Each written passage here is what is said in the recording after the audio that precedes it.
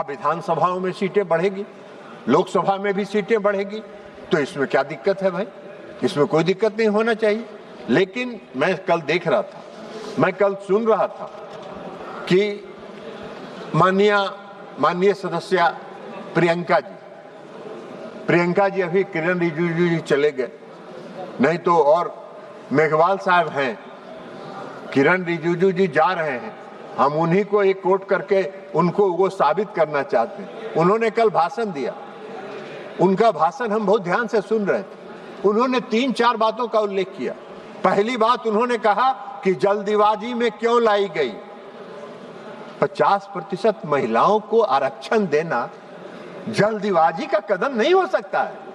50% उनकी आबादी है और 50% उनकी आबादी है तो और उनको कानून में और संसद में, विधानसभाओं में बैठने का हक देने का अगर कोई कानून लाया है प्रधानमंत्री जी ने, तो वो जल्दीबाजी का कानून नहीं है। 2023 में यह नारी शक्ति वंदन अधिनियम पास हुआ और आज 2026 है।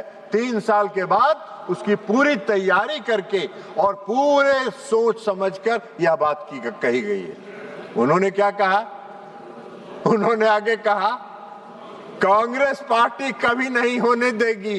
अरे हम सबको मालूम है, इस पूरे देश को मालूम है कि किसी भी परिवर्तन को, किसी भी सामाजिक परिवर्तन को आप नहीं लागू होने देना चाहते हैं। आपकी मंशा बहुत साफ है, इसलिए आपने ये बात कही। अब ये बात अगर कांग्रेस का कोई दूसरा सदस्य कहता तो मुझको लगता कि चलिए भाई अनजाने में कह दिया हो, लेकिन कांग्रेस की टॉप लीडरशिप में श्रीमती प्रियंका गांधी जब ये बोल रही है सदन में कि हम इसको कभी नहीं लागू होने देंगे, तो मुझको आश्चर्य हुआ इस बात का कि ये कांग्रेस पार्टी की सोची समझी राजनीति है। ये उनकी रणनीति है कि कोई भी ऐतिहासिक कदम जो इस देश में क्रांति, जो सामाजिक क्रांति लाने वाला कदम है, उसका समर्थन कभी कांग्रेस पार्टी नहीं करेगी। यह उनकी मंशा स्पष्ट करती है। उन्होंने एक बात और कहा, उन्होंने कहा कि सर्वदलीय बैठक नहीं बुलाई गई। अखबारों में खबर छपती रही, अखबारों में खबर सुनते रहे और एक बैग सदन के में बिल लेके आ गए। अर्जुन मेघवाल जी, किरण रिजिजू जी चले गए, माननीय संसदीय कार्य मंत्री माननीय अर्जुन मेघवाल जी यहाँ बैठे हुए हैं, संसदीय कार्य मंत्री वो भी हैं। वो बताएं कि सर्वदलीय बैठक बुलाई गई थी कि नहीं। सर्वदलीय बैठक बुलाई गई थी और कांग्रेस पार्टी का प्रतिनिधि उस बैठक में शामिल नहीं हुआ, बार बार आग्रह करने के बावजूद।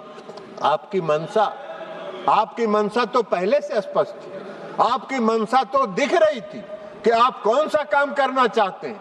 आप कोई भी सामाजिक क्रांति के कदम को समर्थन नहीं कर सकते हैं। हाँ, ये अलग बात है, मैं पहले भी कहा हूं, आज भी कह रहा हूं कि मोदी जी का चेहरा आपको पसंद नहीं आता है। अरे भाई, अगर मोदी जी का चेहरा आपको पसंद नहीं आता है और इस देश की जनता को पसंद आ रहा है, तो आपको क्या दिक्कत है? देश की जनता के साथ जुड़ जाइए और मोदी जी के चेहरा को न चाहते हुए भी कहिए कि वाह बहुत अच्छा है, तो ये काम तो करिए। उन्होंने क्या कहा? उन्होंने यह भी कहा कि यह संविधान संशोधन अगर पास होगा तो लोकतंत्र समाप्त हो जाएगा। क्या लोकतंत्र की परिभाषा बता रही हैं? अगर 50% आबादी संसद में बैठेगी तो लोकतंत्र कहां से समाप्त हो जाएगा? अरे लोकतंत्र समाप्त करने का प्रयास तो कांग्रेस पार्टी ने एक बार किया था, जो इस देश की जनता ने कांग्रेस पार्टी को उखाड़ के फेंक देने का काम किया, कांग्रेस पार्टी को नस्ताबूद कर देने का काम किया। इस देश के लोकतंत्र की जड़ इतनी मजबूत है कि कोई चाह के भी इस देश के लोकतंत्र को समाप्त नहीं कर सकता है। इस गलतफहमी में नहीं दीजिए। तो सभी उनके जो तर्क थे, कल मैंने सुना बहुत विस्तार से उनका भाषण, थोड़ी मीठी आवाज में बोलती हैं। अभी नहीं हुआ है खत्म मैडम, इतना जल्दी मुड़ी मत हिलाइए, अभी समाप्त बचा हुआ है बहुत कुछ। तो इसलिए कोई तथ्य नहीं है।